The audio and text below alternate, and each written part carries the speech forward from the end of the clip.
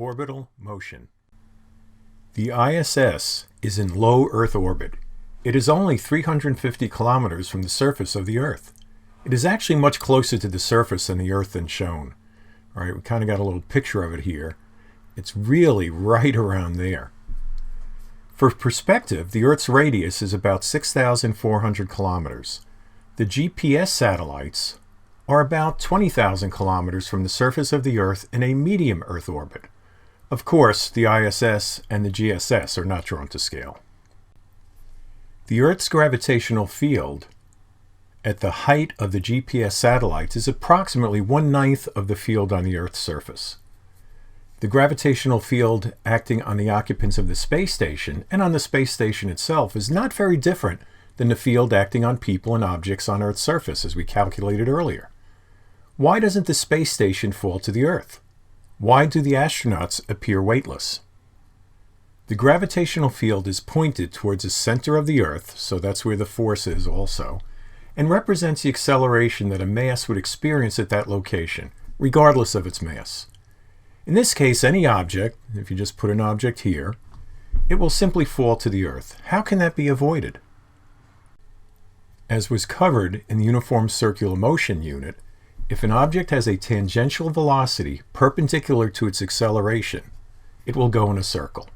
It will keep falling to the Earth, but never strike the Earth. It will just go around in orbit like that.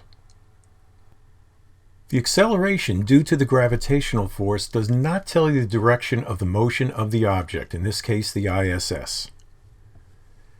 It only shows how the velocity is changing. If the velocity is fast enough, the gravitational force keeps pushing the velocity vector towards the center of the orbit, never quite getting it there, and that results in a circular motion. The velocity vector never points to the center. It remains tangent to the orbit, as seen by the various velocity and acceleration vectors here for the ISS as it goes around the Earth. Here is Newton's own drawing of a thought experiment where a cannon on a very high mountain above the atmosphere, and that's why this is a thought experiment, not a real one, shoots cannonballs, each with an increasing speed. The trajectories for the cannonballs are shown by points D, E, and F, where F is shot at a faster velocity than E, which is shot at a faster velocity than D. So it goes further, but it still hits the circle, still hits the Earth. However, at point G, right over here, it is going so fast that it never falls to the Earth, but goes into orbit. And here's a nice video from Khan Academy on this topic. Let's calculate now the velocity necessary to maintain a stable orbit at a distance r from the center of a planet of mass m. And here we're showing that r right above the surface of this planet, which in this case happens to be Earth. Newton's second law. Now we're going in uniform circular motion, so the right hand of the equation is mv squared over r. This is the force due to gravity.